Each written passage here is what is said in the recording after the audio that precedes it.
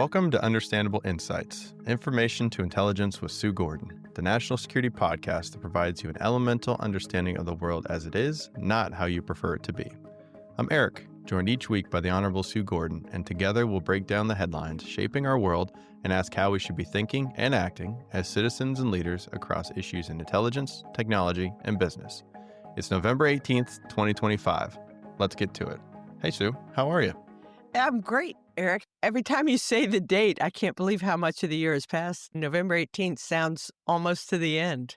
What a great year we've had with our podcast and our audience. I know, it's coming up quick. This is episode 18 on November the 18th. That's kind of cool. Yeah, I like that.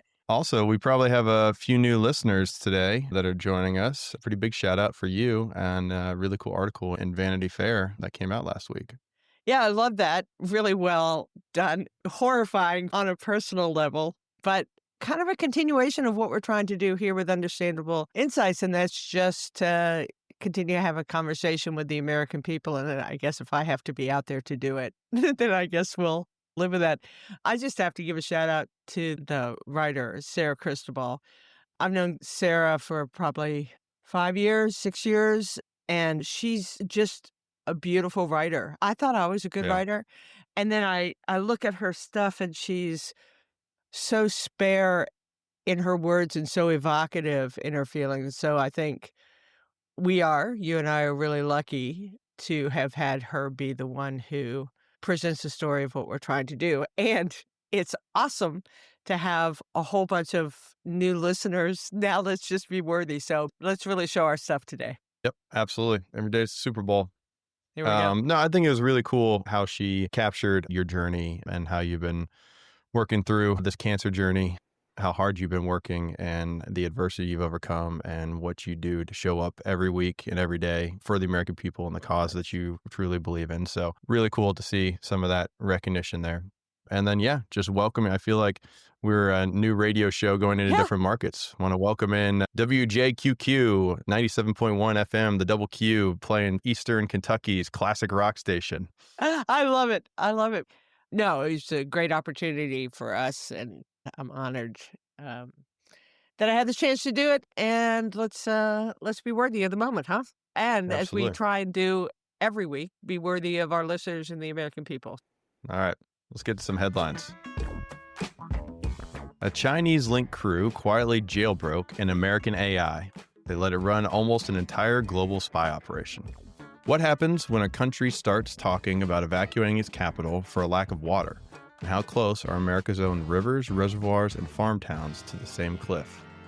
And finally, we'll discuss while the world huddles in the Amazon to write the rules for a climate future, the U.S. has left its main seat empty, leaving state and local leaders to step into the vacuum as our de facto climate diplomats. A Chinese state-linked group jailbroke Anthropic's Claude code system, and they used it for about 80 to 90% of a cyber espionage campaign that targeted roughly 30 tech, finance, chemical, and government targets around the world. The AI autonomously discovered vulnerabilities in targets selected by human operators and successfully exploited them in live operations, then performed a wide range of post-exploitation activities from analysis, lateral movement, privilege escalation, data access, etc. Most significantly, this marks the first documented case of Agentic AI successfully obtaining access to confirmed high-value targets for intelligence collection. Apparently, it hallucinated a bunch and overstated its findings, and occasionally fabricated data during this autonomous operation. But how did they do this? The key was role play. So the human operators claimed that they were employees at legitimate cybersecurity firms and then convinced Claude that it was being used in a defensive cybersecurity testing. And that's also how they were ultimately caught. This is a new avenue or new threat surface. Actors now using agentic AI systems to do the work of entire teams. Anthropic's case study on this discusses how very few human inputs were required. They did more of a strategic and operational overview input, so it required significantly less people, and then the AI did the bulk of the work, and were able to amplify these existing cyber threats and compromise traditional defenses. So Sue, wanted to ask you, what is genuinely new here? Is this just fancy automation of what cyber attackers have been doing for a long time? Or does them automating 80 to 90% of this attack life cycle change how we think about cyber and subsequently the defenses? So, yes to both. On the one hand, it is kind of fancy automation. Humans have been doing this kind of attack. There's really kind of nothing new under the sun, including when humans are doing it, they're actually using humans to be the ones that are representing themselves to get access to systems. So the action itself isn't particularly revolutionary. The fact that it is almost all I think is what the new piece is here. And then if you say, Hmm. well, so what's the worry is squint at it. And now you're saying, especially with the agentic aspects, not just the design aspects, think of the volumetric issues, how many places you Yeah. can go. And this is just the beginning. They learned a bunch of lessons and they'll go after it. And in a weird sort of way, there's nothing new in the sense of it's all the same intention, right? This is espionage. There are other intentions, but the affecting those intentions with AI creates some problems for it. Plus, you could do something that was widespread, but differentiated a little with each one of those attacks. Because human attackers tend to have their own signatures, and we've used those signatures to be able to, once you find one problem, find other problems. Imagine if you're just perfectly diverse, even Hmm. if the attack is coordinated and goes across all sectors. So we had to know this day was coming. This is in a weird sort of way like an ops test where you're just finding out what you can do and what the limits of it. So this is not going to be what the attack is. This is the way the future attacks are going to be affected. Yeah. And the scale of it is just so Yeah. impressive too. At what few resources. And if you took that whole army of hackers, right? I think you've talked about before how there are Russian hacking farms and Chinese hacking farms out there. If you took those people and each of them was manipulating its own or orchestrating is the language that Anthropic's Yeah. case study uses, orchestrating all these different actors, you can really scale your army of cyber Right. attackers and quickly. We've talked about this and we will do it, listeners. I have a session just on AI, but there is a really interesting embedded conversation in what we've just talked about. And that is, it's not just AI replacing humans because they don't. It is when AI can give you some effects, but you now have humans that are affecting the vision. And that's where you're Hmm. going to see the really scary sort of effects happening, where you learn what you can do in a rote way. And then humans are saying, but if we did this or a new vision or thinking about that. So it really is a microcosm of this question of, is AI going to replace humans and give you the efficiency play? Yes. But is that going to be enough? No, because this is a pretty routine attack. But if you now have humans saying, yeah, but with these volumetric and diversification, we could do this sort of outcome, that's when you get the real power of this. And that issue is replicated across every human AI interaction for any mission. This is just a particular case. Well, I want to revisit first time, long time, one of our old favorite segments of who's responsible here.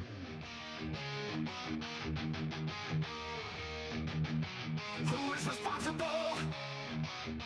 Who is responsible? Responsibility, let it ride.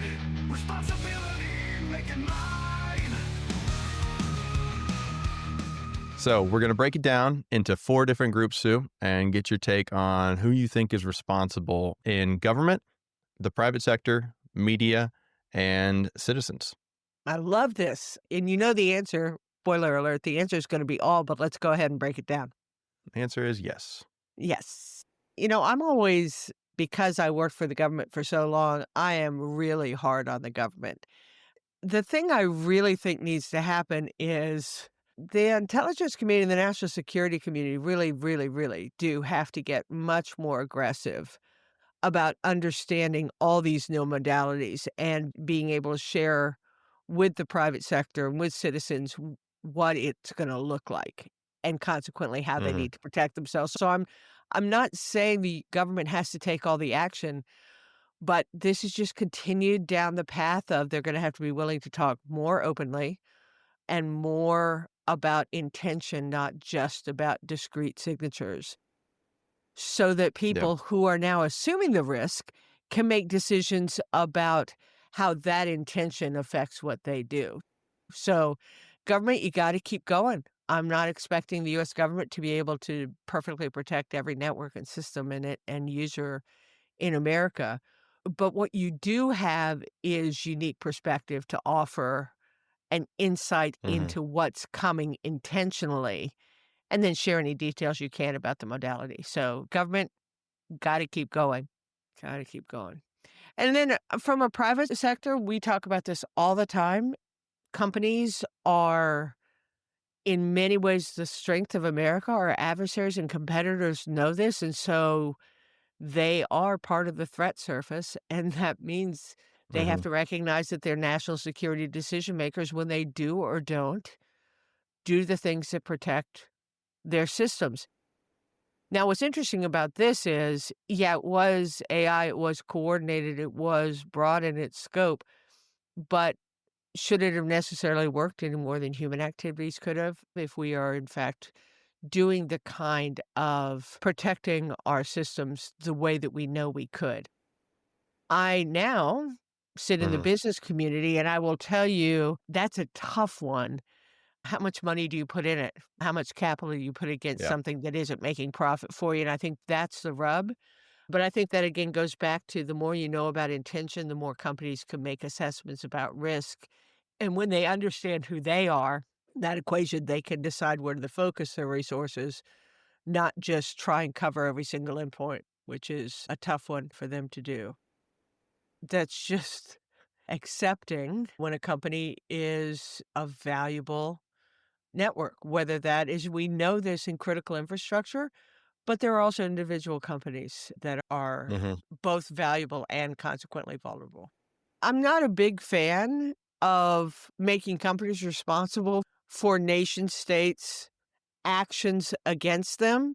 Nation states are yeah, big, powerful, lots of resources, infinite time that they can put against it, and private companies are private companies. On the one hand, I think we're seeing a good trend where the Anthropics and other people that are providers of whether security or tools, when they are a party to an attack, increasingly we're seeing a lot of those companies taking responsibility and doing what they would have never done 10 years ago, which is to say, this happened to us. We saw it with Mandy hmm, and Solar Winds.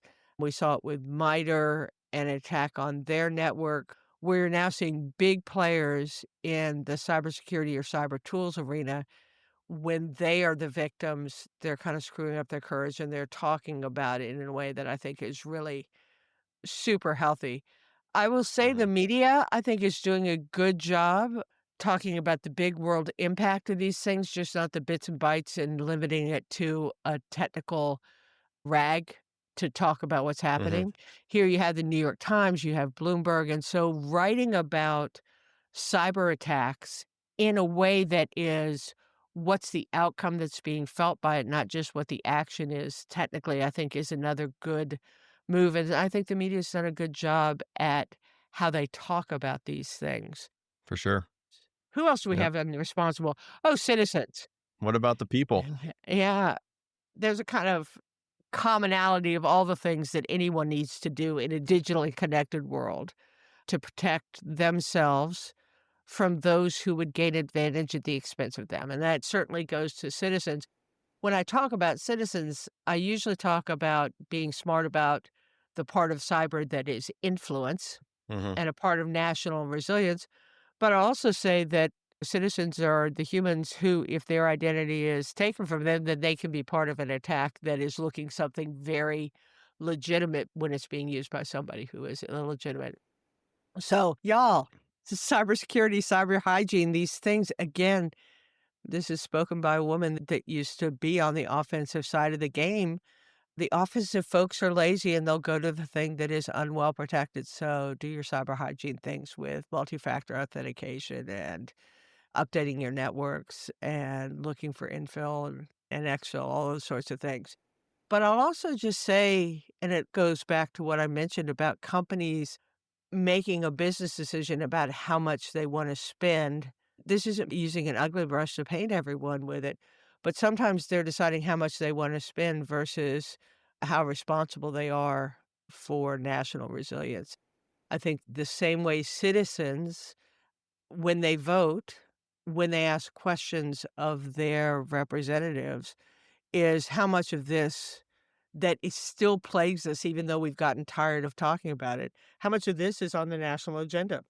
How much is your Hmm. locality spending on it? How much is your state spending on it? And how much is the nation spending on it? And it's not just dollars. It is, as I said, to improve how we think about it holistically rather than just keeping it in the technical domain. This is where citizens can say, no, we think this is important to us and our national security at the resilience level. So I long for a simpler time too, when we didn't have to care about all these things. But this is Right. the way that adversaries and competitors are attacking us, then this is a space where we have to protect ourselves. Sharing the case publicly was really good on behalf of Anthropic, and Mhm. maybe it would have come out already anyway. And so they kind of got in front of it from a crisis management perspective. But they did offer that case study and kind of an explanation on how this is the new threat surface. The operational infrastructure relied overwhelmingly on open source penetration testing tools rather than some custom malware development. I wanted to transition us into the broader question of these closed versus open source AI models. So, generally speaking, the Chinese models are open source, being that you can download them, you can run them locally, you can fork them, you can iterate on them, and you can improve them. Think of downloading software from GitHub, and that's kind of been a way that software has improved over the years is they make some of their products available. Other folks try to use them, they identify issues, they make improvements on them, and then the whole system gets better. Compare that to the American models, which are closed. They're behind a paywall. You need to run your APIs on their servers beneath their platform. There are benefits and drawbacks of both. And so, beyond the obvious irony of China's closed society versus open model I know, that's so and funny. our open society closed models, this is a strategic decision on their part. In cyber, attack tools have long been derived from open things. As a matter of fact, over time, the criminal networks and crime has been the hotbed for people looking at cyber tools and then adapting them for other uses, national uses. So Hmm. on the attack side, the idea that you're going to use open tools to go after things isn't a bad strategy, and it's one that we've used as well. So if you think about China in this case, having a huge part of their strategy is the acquisition of intellectual property as one of their mission areas. You can kind of see how they go that way. On the US Hmm. side, on the people that are protecting it, you can see how information quality, and I don't think we care about that nearly enough in general, but it is a primary concern. A lot about what the national discussion is right now is how can we trust what's going on? And one of the ways that we assure trust is by making sure that our systems that are important are closed, right?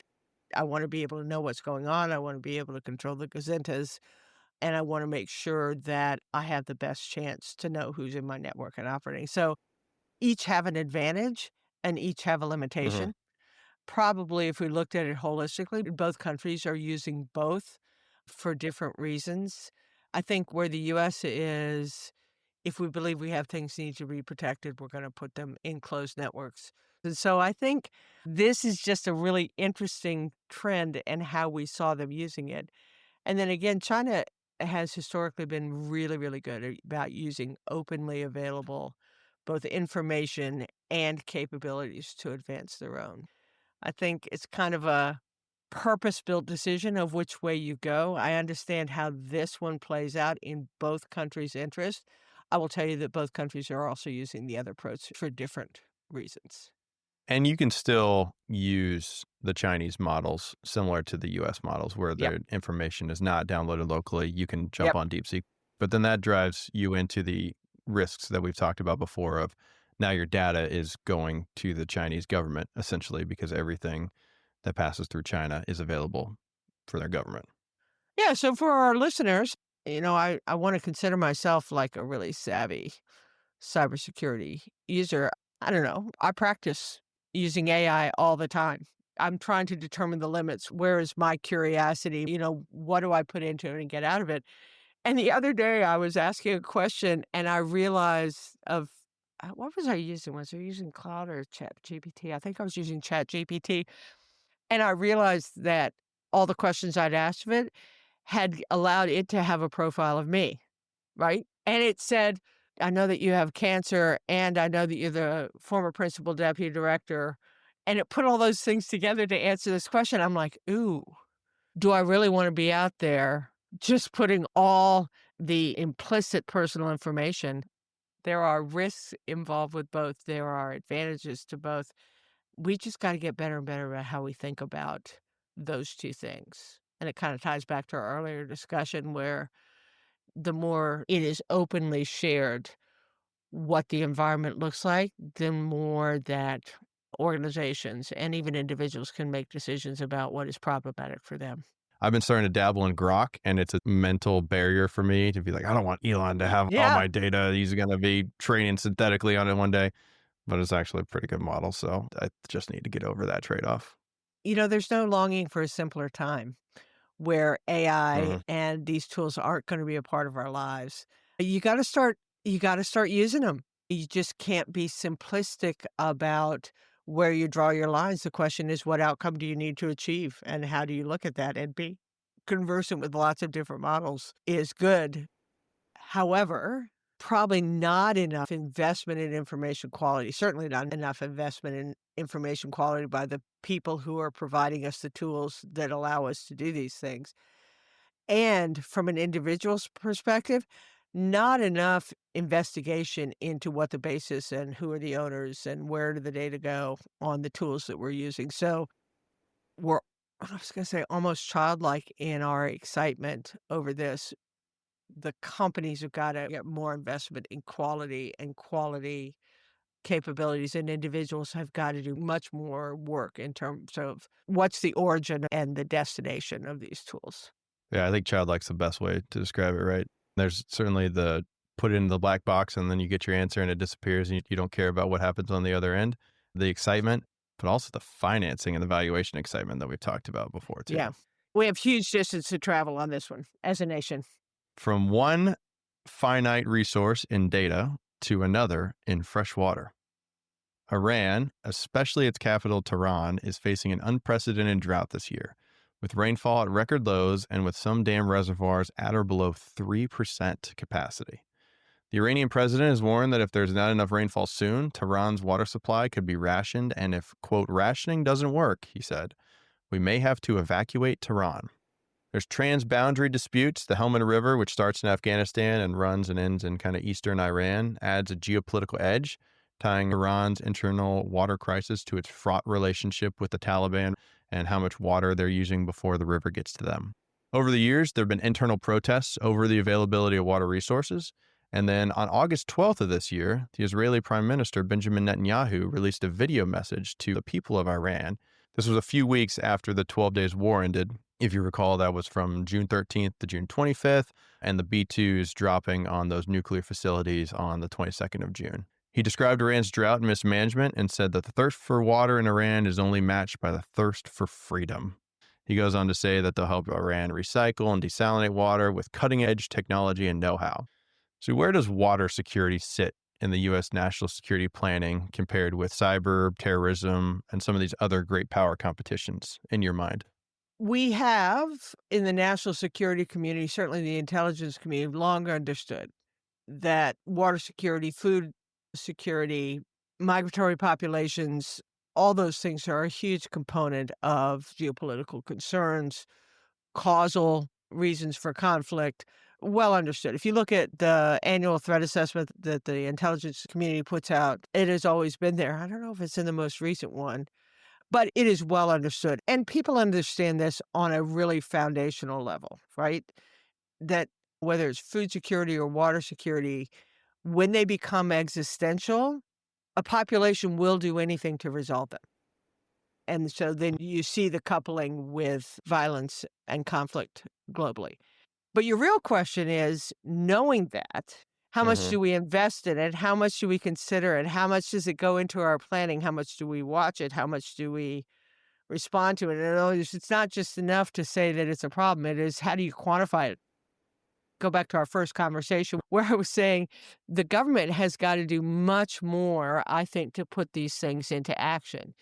In the Middle East, and even more so in Africa, these are existential issues. These are Yeah. drought, like scarcity, problematic. And then when you add on top of it, individual countries' responses to that by damming up rivers and giving themselves more. Some of the conflict that we've had in Africa has been over an Egyptian dam project. So we know it, we understand it. When we look at it globally, when the issue with water is real scarcity, but are we considering it when we think about the relationships or how we interact with those countries? So, no, it falls behind cyber terrorism and great power competition, but it is absolutely a contributor to each one of those. And two, you're going to see cyber attacks on water infrastructure when the problem gets enough. Have we integrated those things into our planning? Yes, the DoD does when it is operating in a region, but at a strategic level, are we doing as much? And then, just to go crazy political, when we decide that we don't believe in climate change, what happens is that you can't then put the resources that you need to against understanding the second and third order effects of the scarcity of the things like what's going on in Iran. So again, being righteous about policy issues can have a ripple effect on global security issues. Nearly 1 in 4 people on Earth, about 2.1 billion, still lack Yeah. safely managed drinking water at home. That's according to Yep. UNICEF. And in 2023, nearly half, 48% of the global land area experienced at least 1 month of extreme drought. It's from the Organization for Economic Cooperation and Development. A ton of people don't have fresh drinking water and access, and that's a fairly low-hanging fruit example, I think, in terms of soft power of being able to facilitate some of that and helping people out around the world would be providing and assisting in some of that infrastructure. Right. Right. But in the US, we're not immune to it either. The scarcity problem, well, if you look what's going on with the Colorado River, that actually is a mega drought, multi-state, multi-nation kind of issue that we are not immune from. We have other ways that we can ameliorate it that some other Yeah. countries don't. But it is, for us, something that plagues us as well. Yep, for sure. Some of the arid and semi-arid regions of the Southwest, parts of Texas, the high plains, dealing with rising temperatures, long-term drought pressure, and over-allocated rivers. You mentioned the Colorado. The 1944 Water Treaty between the U.S. and Mexico requires Mexico to send the U.S. an average of 350,000 acre-feet of Rio Grande water per year in a 5-year cycle. So it's a 1.75 million acre-feet total. What is an acre-foot, you may ask? That's equivalent to 172,000 Olympic swimming pools per year. In exchange, the U.S. delivers 1.5 million acre-feet of water from the Colorado River to Mexico. But Mexico's not keeping up. Last week, Texas lawmakers Ted Cruz and John Cornyn filed legislation to block U.S. water deliveries to Mexico from the Colorado until Mexico catches up on its Rio Grande obligations. The Colorado is also a major supplier of water here in the United States, with power to about 40 million people, vast agriculture, including 30 tribal nations, existing agreements between the states. There was a 2007 guideline and a 2019 drought plan. Those expire next year, just as Lake Mead and Lake Powell flirt with levels that threaten hydropower and even basic operation. States just blew past a November 11th federal deadline to agree on unifying the post-2026 plan. And if negotiations continue to be deadlocked, the Bureau of Reclamation is preparing its own draft operating guidance, meaning that nationally, Washington will effectively decide who gets what and by how much off the Colorado. And finally, aquifers. So the Ogallala and the High Plains, it's an underground water bank that makes the Great Plains Farm Belt possible, stretching under parts of 8 states from South Dakota to Texas, and supports roughly a quarter to a third of U.S. irrigated crops. We're pumping faster than nature can fill since we started doing large-scale irrigation in the mid-20th century. Some counties in western Kansas have already lost 80% of the water in their portion of the aquifer, with wells falling up to 2 feet per year. As these wells run dry, towns are facing a choice between extremely expensive new pipelines to bring water in or gradual depopulation. So, Sue, what do you think we should do? I love this conversation, and we could do a second who's responsible segment on this one, but This one might even be better. I'll summarize it here.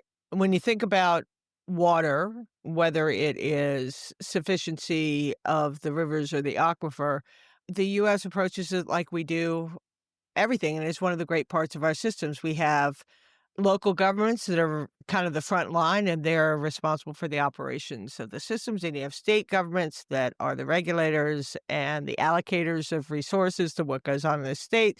Oh, and then you have the federal government, and they're responsible for the standards and the funding and interstate water and security across the board.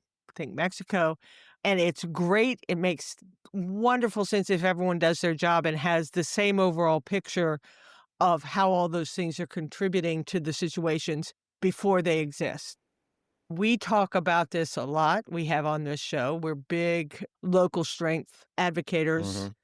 And I think we have the same problem with water that we have in so many things is the localities are under-resourced, whether that is from the human talent that understand the bigness of what they're doing, not just the tactics of what they're accomplishing. They tend to be a little bit poorer, and they don't have the resources they need in order to modernize it.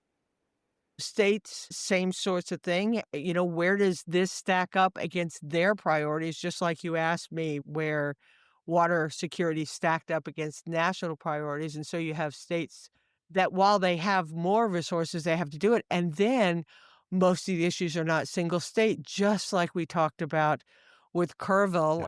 So we have all the piece parts, but what we're missing is kind of the early warning and the decision-making authority about when those things have to happen. And then from a national perspective, you see, again, the federal government, whether it's what EPA is doing or what FEMA's doing or what Interior's doing. There are a lot of big questions about, in this administration, how intrusive they want to be, what they want to allow versus what they want to regulate.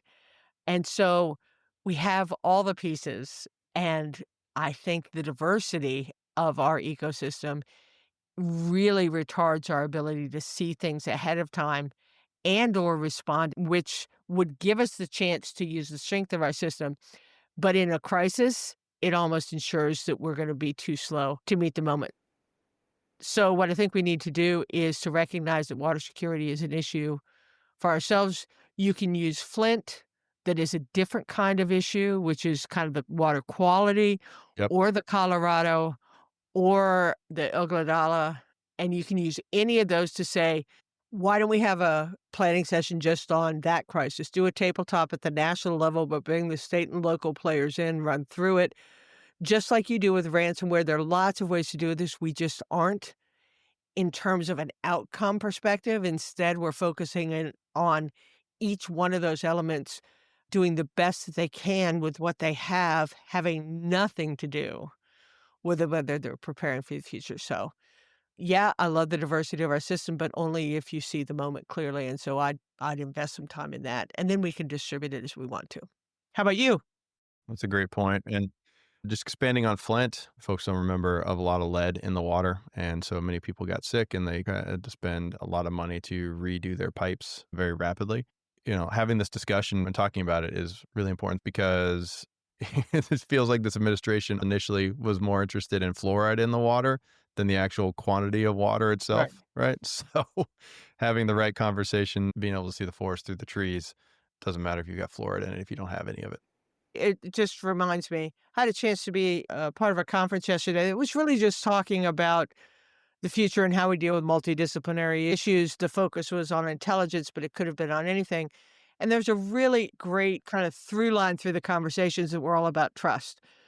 I'm thinking about Flint, Michigan. How much trust was lost between the government and the people in that moment? Because, Yeah. again, when people have an expectation that because they put their tax money into it or an entity exists, that means that's supposed to protect them from some outcome.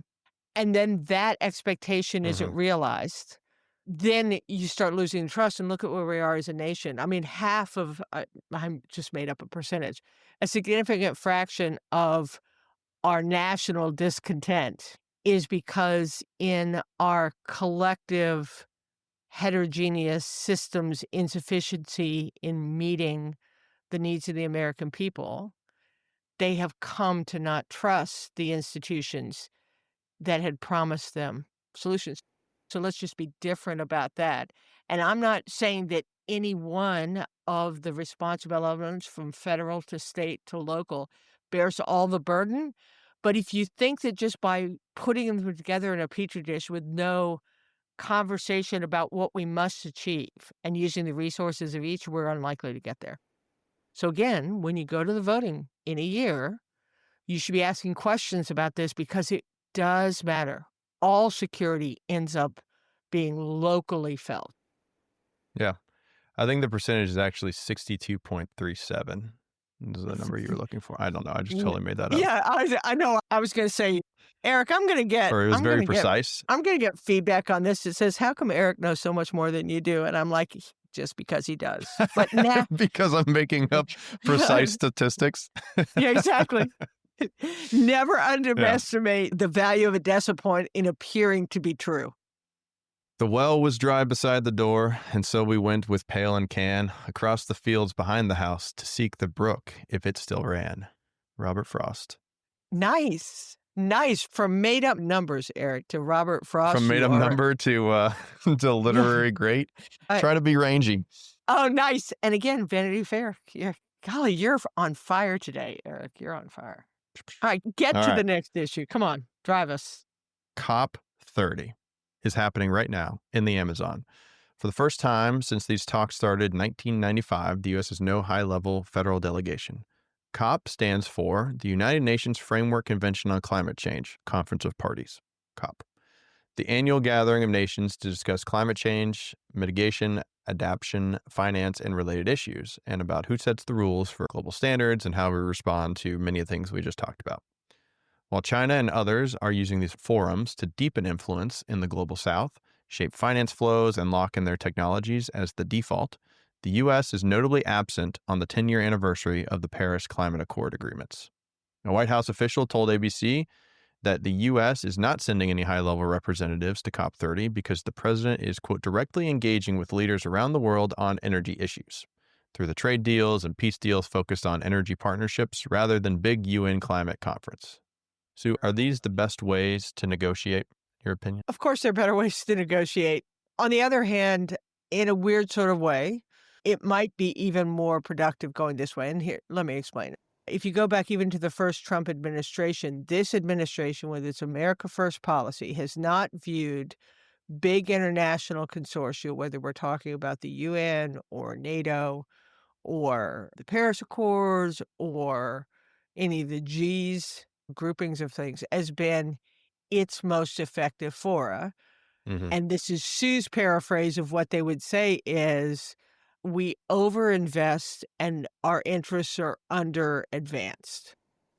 And so I think this administration views bilateral deals, emphasis on the word deals, pressure, ability to change as they want, as their preferred way of getting a sure outcome that are in U.S. interests. If that is true, and given that foreign countries do invest in our states and our localities, the fact that you have states and localities that do have environmental impacts, it probably isn't terrible for them to be the ones that are at these events. They don't have the authority really to negotiate for the U.S. writ large, but they are representing some set of interests and they are present to achieve some sorts of considerations for their issues. So it is where we are, and it's a little bit reflective of both the challenges and the opportunities that we face with the way the U.S. is preferring to operate internationally as a singleton rather than as a group. And it also is a bit reflective of internally to the U.S., again, this moving away from big federal infrastructures. So there might be better ways, but this might be the best way that we have available to us right now. Yeah, it's probably more effective individual and one-on-one conversations, but it's not as expansive and slow. Regardless, The subnational leadership is stepping up with ongoing coalitions like America's In, the U.S. Climate Alliance, climate mayors, etc., and a political level. Subnational leaders are stepping into a vacuum created by the federal withdrawal. Governor Gavin Newsom of California, he's speaking prominently, putting on a big show. Tony Evers of Wisconsin, he's the co-chair of the U.S. Climate Alliance, and then Governor Michelle Lujan Grisham from New Mexico. And they join 100 plus local state officials across 26 different states. I think they need a better description than subnational, but is this a silver lining for you that the U.S. is represented at all, or indication of the broader movement of state and local stepping up? It's the best opportunity we got right now. That's one. I also think that it isn't a horrible outcome that states and localities, by their mere presence in these big international fora where the people sitting across the table from them are representing nation states, even if some of our states are bigger than their nations. It's not a bad opportunity for them to become, my word, bigger. I talk a lot about the private sector need to feel more responsible for national issues. I think the same is true of states and localities where the more you learn about what is really going on is a great thing. So it's the best that we have with some upside potential. I will say across the board, the U.S. has historically been anti-standards bodies of any ilk, certainly in the telecommunications arena and others. And I think part of that was because we were so dominant in our leadership, mostly born of our technological superiority, or historically, the fact that we were of free and open societies, the standard bearer and the great power that had the ability to just dictate what it was going to be without having to deal with this, I don't know, pesky sovereignty of other nations.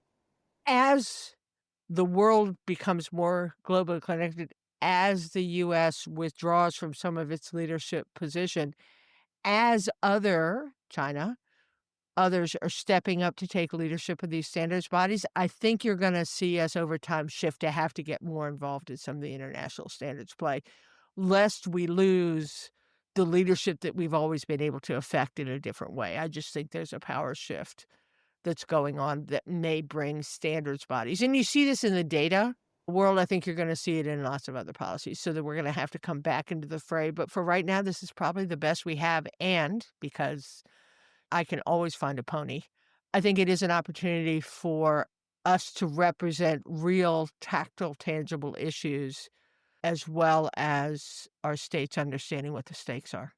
If California were a country, its GDP would rank as the fourth largest in the world.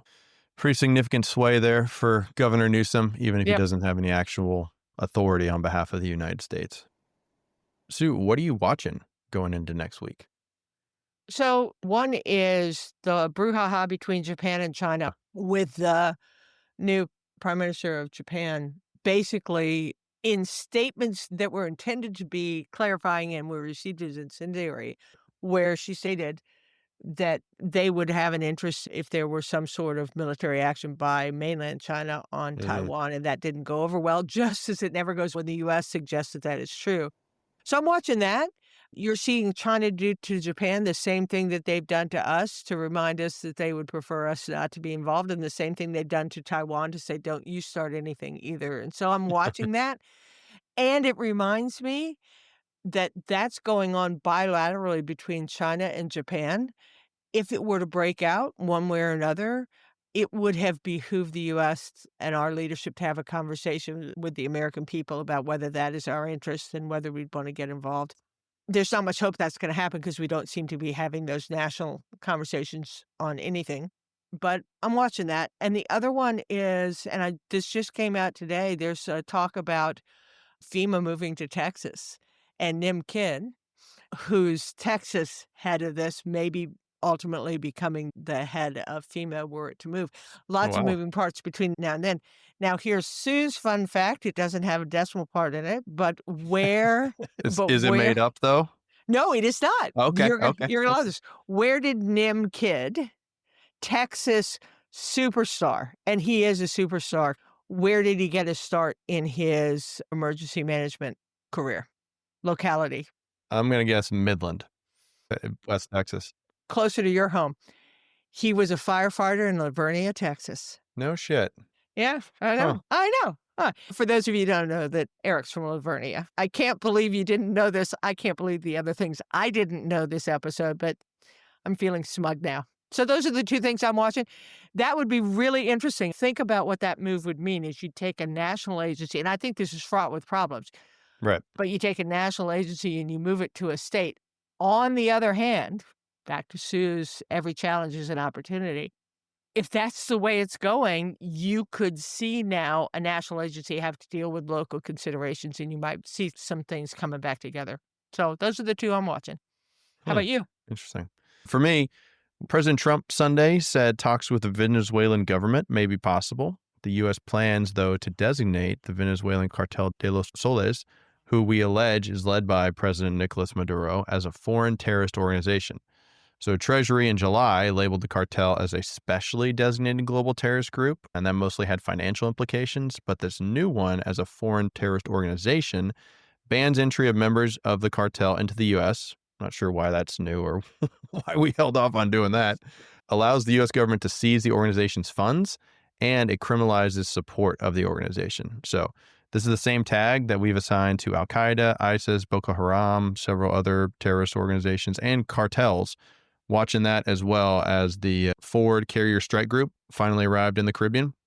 So it's a lot of firepower in Fourth Fleet. And also was my second thought after the discussion of releasing all these Epstein files. First was good. Glad we're getting those out there finally, and let the chips fall where they may. And second was, okay, the president's saying, go ahead and release it. Where's the distraction coming that's going to move our eyeballs away from this thing? Yeah, we've talked about, I really do believe that this administration had gotten way over its skis, started too many things, and just the pushback. And again, remember, politicians are political. And so I have to believe that he was seeing the jig was up and that this is not a good way, but it is his best way of doing it. So I don't know if it's a distraction or what. And the other thing I'll just say about the designation, just remember that even though it's the same designation that has been used with other terrorist groups, it is not the same thing as authorization to act, particularly militarily. Those are other actions that require other authorities. So just because it's been designated does not mean that other than those administrative acts that you have all the authorities necessary to do things like shoot boats out of the ocean. It is a escalation, though, a nuanced for one. sure. For Kind sure. of, but and the other thing I'm watching is this is going to take place today. We're agreeing to sell F-35s to Saudi Arabia, and the Saudi Crown Prince is coming to visit the White House today. So getting on with the F-35, good for the program, I guess. Economies of scale, right? The more you sell, the less it costs overall. And interesting that they're getting in the program. So we've had Saudi pilots training with us for a long time, both with the Air Force and the Navy and stuff. So I don't know that this is too much of a change, but we've certainly forgiven Khashoggi, it would seem. I don't know. I also think it's reflective of, as the U.S. has been more punitive when it comes to tariffs and more of our traditional allies have turned toward other sources for their military needs. I saw this, even though it wasn't terribly new, exactly what you said. We've had Saudi pilots training with us. I think it's also reflective of the U.S. saying, hey, wait a minute, we can't, in the interest of being strong, we can't lose our sales that others people are putting forward. So I think it also has a twist on that issue. Yeah, good point. France just sold 100 Rafales to Ukraine. So, yeah, if you're not buying from us, then you're buying from somebody else. Exactly. All right. Anything else? Oh, so many more things, but how many? Is this a 3-day episode this time, or are we trying to? Feels like it. Yeah. Exactly. I'll get it out before the voting booths close. Yeah, there we go. Yeah. All right. Well, that's what we're watching. Thank you for joining us, and no doubt there's more to come. If you enjoyed listening to the podcast, please like and subscribe, and feel free to share it with your friends. We're available on YouTube, all podcast streaming platforms, and Instagram. This country's strength isn't in its power, industry, or government, but in its people. As Eric says, thanks for joining us. Remember, we're here for you. Look for a link in the show notes to provide us feedback or to suggest topics for our next episode. Join us next week for Understandable Insights wherever you listen. And as always, go forth, do good, and for goodness sake, be kind to one another.